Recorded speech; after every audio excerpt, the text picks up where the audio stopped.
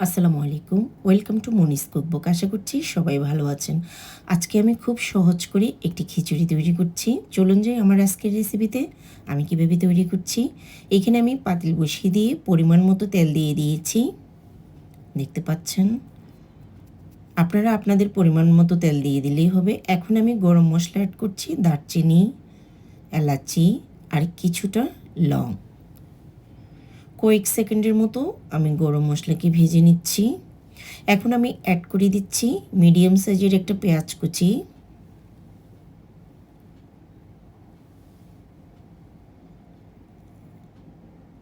পেঁয়াজকে আমি ভালোভাবে নাড়াচাড়া করে একদম গোল্ডেন ব্রাউন কালার করে নিব।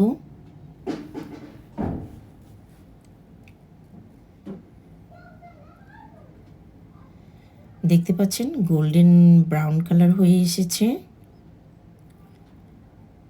এখন আমি অ্যাড করে দিব আদা রসুনের পেস্ট। 1 টেবিল চামচ করে আমি আদা রসুনের পেস্ট অ্যাড করে দিব।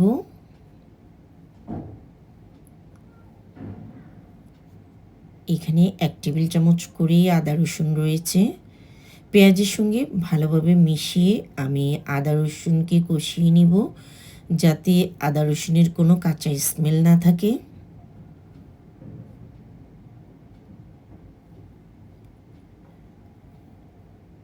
দেখতে পাচ্ছেন আমি একদম কষিয়ে নিয়েছি আদা রসুনকে।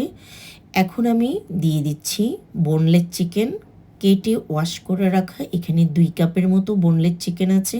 আজকে আমি যে খিচুড়িটা তৈরি করছি এটা আমি বোনলেস চিকেনের সাথে তৈরি করব।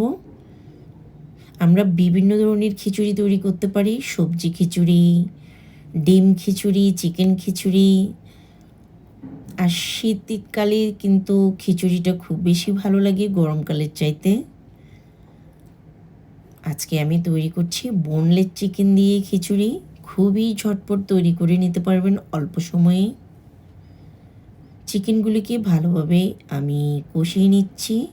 দেখতে পাচ্ছেন যখনই এই ধরনের চিকেনে অফ হোয়াইট কালার চলে আসবে তখন আমি অন্য মশলাগুলি অ্যাড করছি। কিছুটা কালার চেঞ্জ হয়ে এসেছে।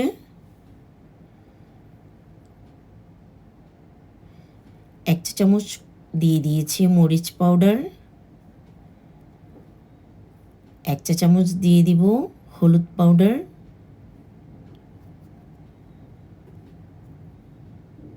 আর সেই সঙ্গে এখন আমি দিয়ে দিচ্ছি 1 চা চামচ করে ধনিয়া পাউডার,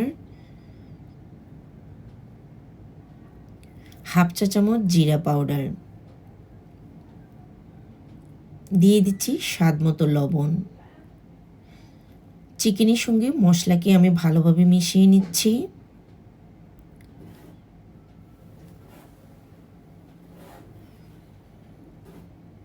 চিকেনকে আমি ভালোভাবে কষিয়ে নিব একদম 6-7 মিনিটের মতো। আমরা সবাই জানি বোনলেস চিকেন কিন্তু রান্না হতে একদমই কম সময় লাগে। 6-7 মিনিট পরে আমি ফিরে এসেছি। দেখতে পাচ্ছেন চিকেনগুলি একদম কষানো হয়ে এসেছে। এখন আমি অ্যাড করে দেব ডাল আর চাউল। ডাল চাউলকে ভালোভাবে ওয়াশ করে আমি পানি ঝরিয়ে রেখেছি। এখানে আমি 3 কাপ চাউল নিয়েছি আর 1.5 কাপ মসুরের ডাল নিয়েছি। ভালোভাবে ওয়াশ করে আমি 10 মিনিটসের মতো পানি ঝরিয়ে নিয়েছি। এখন আমি অ্যাড করে দিয়েছি চিকেনের সঙ্গে।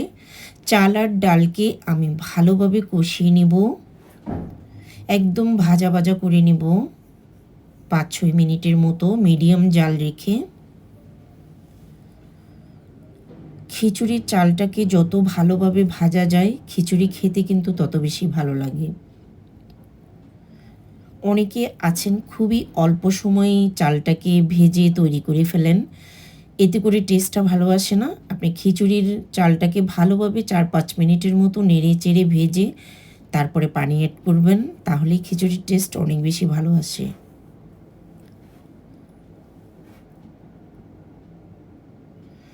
যখন ভাজা ভাজা হয়ে যাবে দেখতে পাবেন একটি শন আওয়াজ করে, তখনই মনে করবেন ভালোভাবে ভাজা হয়েছে। এখন আমি অ্যাড করে দিচ্ছি পরিমাণ মতো গরম পানি।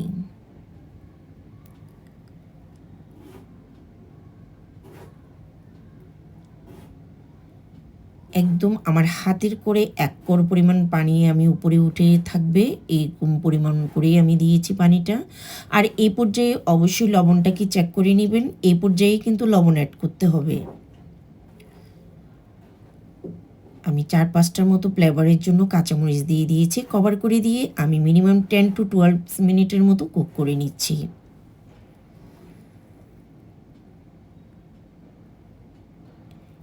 যখন একবারেই পানি শুকিয়ে আসবে, তৈরি হয়ে যাবে, তখনই আমি কভার খুলেছি। দেখতে পাচ্ছেন এরই মাঝে কিন্তু আমি একবারও কভার তুলিনি।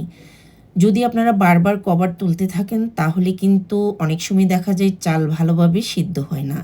একবারে টানা করে যখন কুক করে নেবেন তখন চাউলটা কিন্তু অনেক ভালোভাবে তৈরি হয়। দেখতে পাচ্ছেন ঝরঝরে আমার খিচুড়িটা তৈরি হয়ে গেছে। আমি কিন্তু একবারেই কভার খুলেছি, এরই মাঝে কিন্তু আর একটিবারও আমি কভার তুলিনি। তাহলে আপনার খিচুড়ি অনেক ভালোভাবে তৈরি হবে। খিচুড়ি থেকে এত সুন্দর একটি ঘ্রাণ বেরিয়েছে, কি বলবো আর। খুব মজা হয়েছিল এই খিচুড়িটা। আর একদম ঝরঝরে খিচুড়ি তৈরি হয়েছিল।